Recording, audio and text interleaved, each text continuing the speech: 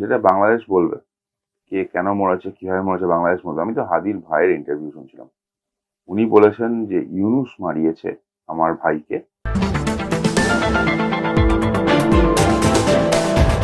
ভোটটাকে পিছিয়ে দেওয়ার একটা নাটক, ভোটটা ওটা প্রহসন হবে, সেটাকে পিছিয়ে দেওয়ার নাটকের জন্য ও মানে টিপিক্যালি একটা ইউনূসের একটা চাল, আর কিছুই না।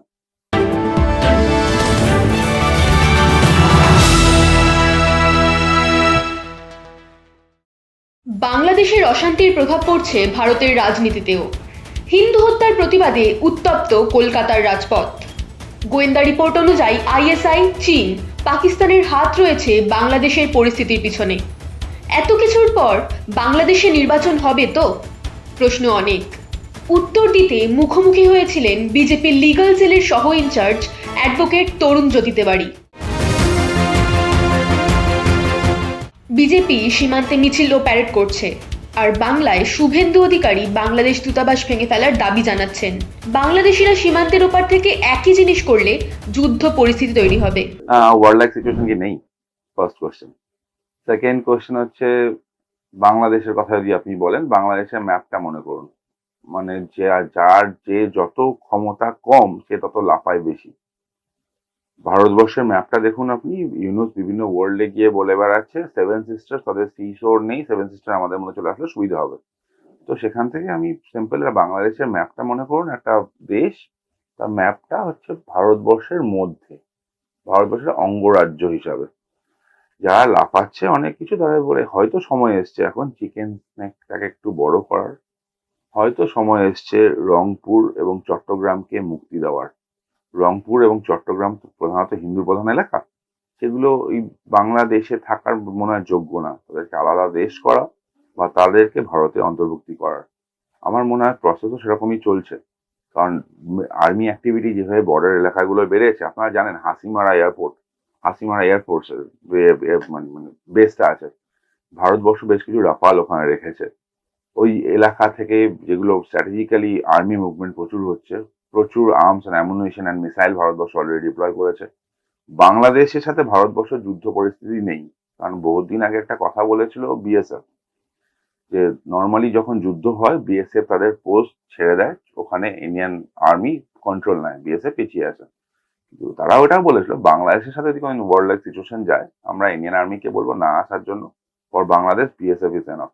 আবার বলছি, যুদ্ধ সিচুয়েশন হয়তো নেই, বাংলাদেশ নিজের ক্ষমতা জানে, যে যার ভরসায় বাংলাদেশ লাফায় পাকিস্তান, তাকে আসতেও টাইম লাগবে, আসতে গেলেও ইন্ডিয়ান এয়ার স্পেস ব্যবহার করতে হবে, সেটাও সম্ভব না।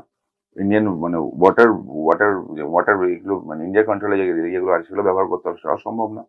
সুতরাং বাংলাদেশ লাফাচ্ছে জাস্ট নিজেদের দেশের লোকগুলোকে ভুলিয়ে রাখার জন্য। আমি আবার বলছি, বাংলাদেশের প্র্যাকটিক্যাল অবস্থা খারাপ, ইকোনমিক অবস্থা খারাপ, মানুষদের খাওয়ার নেই, মানুষদের চাকরি নেই। ইউনিস অনেকগুলো প্রমিস করেছিল, প্রমিস কিছু রাখতে পারেনি। জামাত পাওয়ারফুল হচ্ছে, বিএনপি এবং জামাত একসাথে আন্দোলনটা করেছিল ইউনুসকে বসানোর জন্য, সাথে ডিপ স্টেট ছিল সেখানে। জামাত সেপারেট হয়ে যাচ্ছে, বিএনপি আলাদাভাবে চলে যাচ্ছে, এটা কেওয়াস সিচুয়েশন চলছে। এবং রিসেন্টলি ওসমান হাদি মারা যাওয়ার পর আমরা যেটা দেখলাম, যে হাদির ভাই বলছে আমার ভাইকে মারার পিছনে ইউনুস জড়িত আছে, তো ভোটটা না হয় অশান্তির পরিবেশ তৈরি হয়। তো এই ওভারঅল সিচুয়েশন বাংলাদেশে, ইউনুস চাইছে মানুষকে একটা যুদ্ধ যুদ্ধ ব্যাপার করে ভুলিয়ে রাখা। প্র্যাকটিক্যালি ভাবুন, একটা দেশের তেল নেই, একটা দেশে এয়ারফোর্স বলে কিছু নেই, মডার্ন অ্যামুনেশন কিছু নেই, তারা ভারতবর্ষের সাথে যুদ্ধে যাবে, এটা স্বপ্নেরও বাইরে। সুতরাং বাংলাদেশে পুরো একটা ড্রামা চলছে, ড্রামাটা শান্ত হবে খুব তাড়াতাড়ি। বাংলাদেশ দূতাবাসের বাইরে বিক্ষোভ করছেন শুভেন্দু অধিকারী। 10,000 হিন্দু পুরোহিত নিয়ে হুমকি দিচ্ছেন, বাংলাদেশ দূতাবাস ভেঙে ফেলার দাবি জানাচ্ছেন। অথচ ভারত সরকার বাংলাদেশে 50,000 মেট্রিক টন চাল রপ্তানির অনুমতি দিয়েছে। বিজেপি কি দুই রকম কথা বলছে? পুরো পৃথিবীতে হিন্দুরা যেখানেই বিপদে পড়বে, ফার্স্ট তারা দেখবে ভারতবর্ষের দিকে, ন্যাচারাল আশ্রয়স্থল, একটা সভ্যতার শুরু। ভারতবর্ষ এখনো পর্যন্ত আমরা ধর্ম নিরপেক্ষ বলি, পিসফুল আছে বলি, তার একটাই কারণ, এখানে হিন্দুরা সংখ্যাগরিষ্ঠ। পুরো পৃথিবীতে যেখানেই প্রবলেম হবে হিন্দুরা ভারতবর্ষের দিকে দেখবে, এবং সেটাই দেখছে। শুভেন্দু অধিকারী একজন বিরোধী দলনেতা হিসাবে নয়, একজন হিন্দু হিসাবে, একজন সনাতন ধর্মের মানে মেনে চলা ব্যক্তি হিসাবে এই কাজটা করেছেন। আমার মনে হয় পশ্চিমবঙ্গ কি ভারতবর্ষের যে কজন মানুষ আছে যারা হিন্দু ধর্মকে মানে, যারা সনাতন ধর্মকে মেনে চলে, তাদের এটাই করা উচিত। ভারত সরকার সরকার এবং মানুষের সেন্টিমেন্টকে এক করবেন না। Business relation, government protocol, international treaty, international trade treaty, সেটা একটা জায়গায় থাকবে। একই সাথে মানুষের আবেগ এক জায়গায় থাকবে। মানুষ আবেগ হিসাবে কাজ করছে।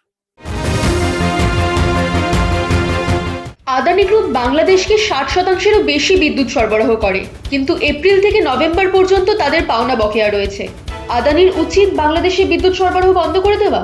আমি আবার বললাম, এখানে ইন্টারন্যাশনাল ল উইল প্লে। যদি এটা কিছু হয় তাহলে এটা ইন্টারন্যাশনাল কোর্টে চলে যাবে, ইন্টারন্যাশনাল আর্বিট্রেশনে চলে যাবে, দ্যাট উইল বি কেস ল। আদানি কি করছে তার রেসপন্সিবিলিটি ভারত সরকার নেবে না। আদানি আর ভারত সরকার এক নয়। এবার আপনার যে প্রশ্ন আছে ভারত সরকার কেন কিছু করছে না, ভারত সরকার কিছু করছে কি করছে না তার উত্তর ভারত সরকার দেবে। কারণ সবকিছু পৃথিবীতে এমন অনেক কিছু হয় যেগুলো না জানলেও চলে, সেগুলো সাধারণ মানুষকে একদম সামনের চোখে না জানলেও চলে। যেমন আপনার মনে থাকবে 71-এর যদি কথা হয়, 71-এর এখন আজকাল উদাহরণ দেওয়া হচ্ছে যে ইন্দিরা গান্ধী হওয়া যায় না সহজে। সত্যি কথা, সহজে ইন্দিরা গান্ধী হওয়া যায় না, সহজে পুরো দেশে এমার্জেন্সি ইম্পোজ করা যায় না, সবার কাছে একটা ম্যানেক্স থাকে না। তারপরেও 9 মাস সময় লেগেছিল পুরো বিষয়টা ম্যাচিওর করার জন্য, ফুল প্লেজেড মানে পাকিস্তানের বিরুদ্ধে 71-এ ওয়ারে যাওয়ার জন্য। এখানে অনেক কটা ফ্যাক্টর আছে। আমি আবার বলছি, ইন্টারন্যাশনাল যেটা করার ভারত সরকার করছে। আপনারা রিসেন্টলি দেখেছেন ইউএন অলরেডি কন্ডেম করেছে। তো এগুলো ডিপ্লোম্যাটিক রিলেশন ছাড়া, ইন্ডিয়ার স্ট্যান্ড ছাড়া তো সম্ভব ছিল না। India is doing it's work. কিন্তু আবার বলছি, নেবারিং একটা স্টেট, সেখানে ভারতীয় জনতা পার্টির সরকার চলছে না, ভারত সরকারের কন্ট্রোলে সেটা নেই। হাসিনাকে ভারত এখনো রেখে দিয়েছে, হাসিনাকে এখনো ইন্ডিয়া গভর্নমেন্ট ইন এক্সাইল মনে করে, পুরো ওয়ার্ল্ড তাকে সেভাবেই বলছে। ইন্টারিম গভর্নমেন্টকে অনেকে মানে অনেকে মানে না। সুতরাং ইন্টারন্যাশনালি যেটুকু করার করছে এবং যেটা করার ভারত সরকার করছে, আমার দৃঢ় বিশ্বাস করবে ভারত সরকার বদ্ধপরিকর প্রত্যেকজন হিন্দুর প্রাণ বাঁচানোর জন্য। গত বছরও হিন্দুদের হত্যা করা হয়েছিল এবং তাদের বাড়িঘর পুড়িয়ে দেওয়া হয়েছিল, তখন বিজেপি কেন প্রতিবাদ করেনি? আগস্ট 2024 বাংলাদেশে এটা হলো। সেই সময় যদি দেখেন, তার একটু আগে থেকে পশ্চিমবঙ্গ শুরু হলো একটা অদ্ভুত জিনিস, Dhaka long march. If I am not wrong, then 5th August 2020 এতে হলো। আর জুলাই থেকে যেটা শুরু হলো, তার সেটাকে সাপোর্ট করে পশ্চিমবঙ্গের বামপন্থীদের একটা আন্দোলন কলকাতার বুকে দেখা গেল। বামপন্থীরা মানে বিভিন্ন ছাত্র সংগঠন এটা আন্দোলন করলো, বাংলাদেশে ইস্যুকে হাওয়া দিল। বাংলাদেশের এই ইস্যুটার পিছনে জামাত ছিল, এটা পরিষ্কার ছিল। এর পিছনে বিএনপি ছিল, এটা পরিষ্কার ছিল। জামাতি অ্যাক্টিভিটি বাড়ছিল, সেটা পরিষ্কার ছিল। অ্যান্টি ইন্ডিয়া ফোর্স ওখানে একটা কাজ করে, সেটা বাড়লো। কিন্তু বিশ্ব নাগরিক, মানে আপনারা নিশ্চয়ই জানেন সিপিআই মানে কমিউনিস্ট পার্টি অফ ইন্ডিয়া, মানে ভারতের কমিউনিস্ট পার্টি, তারা ভারতীয় হতে পারেনি। অ্যান্টি ইন্ডিয়া ফোর্স যেখানেই থাকে সেখানে তারা ইউনিটি দেখায়। তারা পোস্ট করা শুরু করলো, এস পাসপোর্ট নেই, ভিসা নেই, তাও মেন্টালি সাথে আছি। এটাকে হাওয়া দেওয়া হলো, এটাকে ধোঁয়া দেওয়া হলো। বামপন্থী সংগঠন যেগুলো বাংলাদেশে, তারা করলো। ওখানে হিন্দু যারা আছে তারাও দেখলাম নামলো এটা সাপোর্টে। তারপর কি হলো, হাসিনা ওখান থেকে চলে আসতে বাধ্য হলো, ভারত তাকে নিয়ে আসলো। নিয়ে আসার পর দেখলাম আমরা বাংলাদেশে কচুকাটা করা হলো হিন্দুদের। ওখানে মুক্তমনা যারা আছে তাদেরকে, যারা সঙ্গীত ভালোবাসে তাদেরকে, যারা মৌলবাদকে মানে না তাদেরকে। ভারত সরকারের পক্ষে যেটা করা সম্ভব ছিল করেছে। আমি আবার বলছি, করে যার প্রমাণ দিচ্ছি আপনাকে। গত বছর আগস্টে ইস্যুটা শুরু হয়েছে, সেখান থেকে লোকজন চলে আসতে বাধ্য হয়েছে, এখানে চলে এসেছে আশ্রয় নেওয়ার জন্য। তাদেরকে প্রোটেক্ট করার জন্যই immigration and foreigners exemption order Bharat সরকার আনলো। সেখানে বলে দিল 31শে ডিসেম্বর 2024 পর্যন্ত যারা ভারতে এসছে তাদের বিরুদ্ধে কোনো প্রসিকিউট করা হবে না। তো ভারত সরকার চুপ ছিল, ভারত সরকার কিছু করেনি, সেটা তো ঠিক নয়। ওই সময় কি সাময়িক ব্যবসা বন্ধ ছিল, আপনার মনে আছে, অনেক কিছু ইস্যু ছিল, বাংলাদেশকে পলিটিক্যালি কর্নার করা হয়েছে। তারপর যেটা রিসেন্টলি এখন শুরু হয়েছে, তার জবাব ভারত দেবে, নিজের মতো করেই দেবে। ওসমান হাদিকে হত্যা করলো কে? তাকে হত্যার পিছনে কি রয়ের কোনো ভূমিকা ছিল? যেটা বাংলাদেশ বলবে, কে কেন মরেছে, কিভাবে মরেছে, বাংলাদেশ বলবে। আমি তো হাদির ভাইয়ের ইন্টারভিউ শুনছিলাম, উনি বলেছেন যে ইউনুস মারিয়েছে আমার ভাইকে, যাতে ভোটটা না হয়, যাতে অশান্তি তৈরি হয়। আচ্ছা বলুন তো, হাদি মারা যাওয়া গেল, হাদি আন্দোলন একটা চলছিল নাকি, সেই আন্দোলন থেকে দীপু দাস কেন মরলো? সেকেন্ড বলুন, যদি হাদি মারা গেল, তার আন্দোলন চলল, সেখানে দুঃখের আন্দোলন, শোক চলছিল, শোকের মধ্যে দোকানপাট কেন লুট হলো? সুতরাং এই ব্যাপারটা, এরা ভোটটাকে ফেব্রুয়ারিতে ভোট হওয়ার কথা আছে, ভোটটাকে পিছিয়ে দেওয়ার একটা নাটক, ভোটটা ওটা প্রহসন হবে, সেটাকে পিছিয়ে দেওয়ার নাটকের জন্য ও মানে টিপিক্যালি একটা ইউনুসের একটা চাল, আর কিছুই না। আমি অত্যন্ত ক্ষুদ্র সাধারণ একটা মানুষ, র এর অ্যাক্টিভিটি নিয়ে মন্তব্য করার অধিকার আমার নেই। র কি করে না করে র জানে। তবে একটা ফ্যাক্টর আছে, বাংলাদেশে আপনারা জানেন যখন ব্রিক্সের ব্রিক্স ইফ নট ব্রিক্স যখন সাউথ ইস্ট এশিয়ান সম্মেলনে মোদিজি গেছিলেন, মোদিজি সেই পুতিনের গাড়িতে ব্যাক করা, সেই সময় বাংলাদেশে দুজন ইউএস আর্ম ফোর্সের লোকজন, অত্যন্ত সিনিয়র লোকজনকে কেউ মেরে দেয়।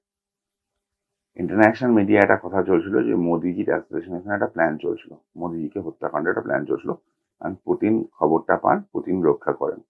তো ইন্টারন্যাশনালি অনেক কিছু কুক হয়, কতটা সত্যি কতটা মিথ্যে আমরা জানি না। এবং আবার বলছি, সম্পর্কে মন্তব্য করার অধিকার তো আমার নেই, এর কাজ করে। হুমায়ুন কবিরের নতুন দল ঘোষণা, বাংলাদেশের পরিস্থিতি, মিমের অধিকার যাত্রা, সবকিছু কিভাবে সামলাবেন? নির্বাচন, এসআইআর নিয়ে কি বলবেন? তো যে গরু দুধ দেয়, অনেক কসাই আছে তারা গরু পোষে, গরু যতদিন দুধ দিতে পারে দুধটা দুইয়ে নেয়, বয়স হলে তাদের কেটে খেয়ে নেয়। তো এই মুসলমানদের, পশ্চিমবঙ্গে মুসলমানদের অবস্থা কিছু সেরকম। এবার হুমায়ুন কবিরের কথা যদি বলছেন, হুমায়ুন কবিরকে কেউ বিশ্বাস করে বলে আমার মনে হয় না। মমতা বন্দ্যোপাধ্যায় বুঝতে পেরেছেন তার মুসলিম ভোট ব্যাংকে ভাটা পড়েছে, তার জন্যই হয়তো হুমায়ুন কবিরকে নামানো হয়েছে, যে হুমায়ুন কবির এই মুসলিম ভোট ব্যাংকগুলো একত্রিত করে এবং আবার তিনি দলে ফিরতে পারেন একটা জায়গা নিয়ে। হুমায়ুন কবির কয়েকদিন আগে একটা কথা বলেছিল, দু জায়গায় ভোটে দাঁড়াবো, দু জায়গায় জিতবো, ড্যাং ড্যাং করে দলে ফিরে আসবো। That is the plan. MIM বলুন বা আইএসএফ বলে, বা নৌসাদের কথা আমি আসি আগে আইএসএফ এর। নৌসাদ অনেক বড় বড় কথা বলে, নৌসাদ 24-এও বলেছিল ডায়মন্ড হারবারে ভোটে দাঁড়াবো। ডায়মন্ড হারবারে কেন দাঁড়াননি উনি, কিসের ভয় দাঁড়াননি, কি কনসিডারেশন ছিল না দাঁড়ানোর পিছনে, সেটা নৌসাদ মানুষকে বলুক। নৌসাদ তার বিশ্বাসযোগ্যতা হারিয়েছে।